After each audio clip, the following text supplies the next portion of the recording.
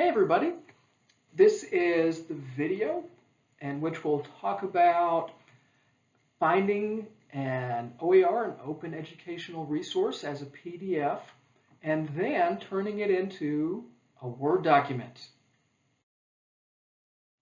So first thing that you want to do is you want to go to one of the many repositories on the internet of open educational resources. Here I've gone to Merlot, and what you want to do, just like on the internet, right, you want to go and type in what you're searching for, and then you want to click Go. Now this step is the longest step.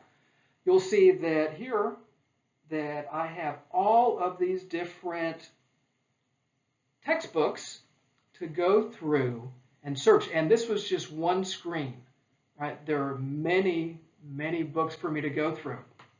And a lot of people at this point, they say, I don't have the time for this. Now, if you look at the screen, there's an easy way to help you save time, and you've used this same technique when you're buying anything online, such as if you're on Amazon and you're buying something. Right? If you take a look here, what do we see? We see the ubiquitous star rating, right? So if you go through and you use these star ratings, it's really going to go through and help to make things easier, right?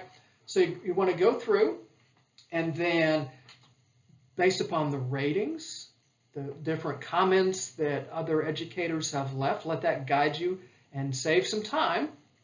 Then I always like to narrow it down to maybe 2 or 3.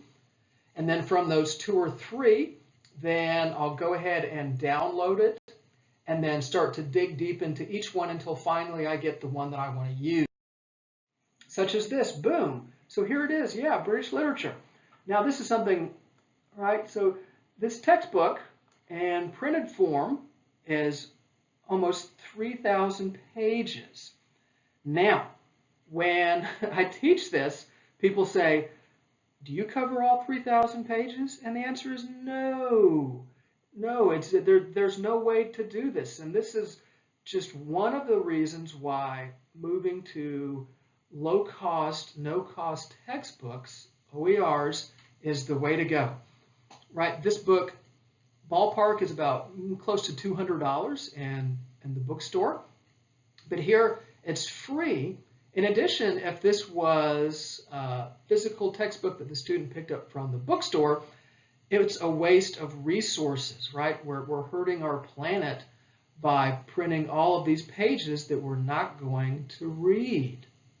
So once you find that book that you like, then you want to go ahead and then download it to your computer. So this is my desktop. You'll see here's the PDF back here, right? Of course, if you double left click, then you're going to open it as a PDF. But if you right click, again, right click, and then go down to open with, then it gives you these different options. If you have the Adobe that will allow you, you can open it in Adobe and then rip it into Word, but that's not always possible depending upon what version you have.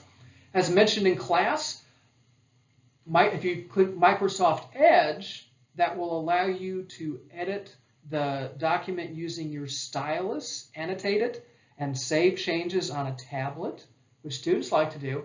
And what we're going to do is we're just going to click Word. Now you notice here that this is the old version of Word. I'm on my tablet. I have not logged into Office, and I'm not using Word through Office. Okay, so then this is the next dialog box that you'll see, and this is to let you know that, hey, this is going to take a while, especially depending upon the length of the PDF and if there's a lot of pictures, photographs, charts, tables, stuff like that takes a while. In case you're curious, it took about 13-14 minutes to convert that PDF into a Word doc. So once you're ready, and you'll go ahead and click OK. And then ta-da, here it is, guys. Yeah, so there's that lovely cover.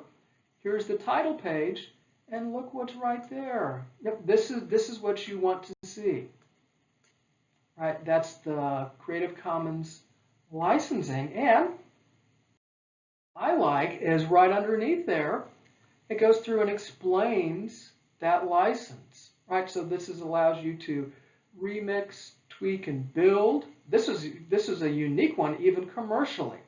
A lot of OERs don't let you do it commercially, but this one will. As long as you credit this original source for the creation and license of the new creation under identical terms. So if that means that previous screen where it had the names and all that stuff, you have to leave all that. Then you would add your name as an editor underneath theirs, but you'd have to leave theirs.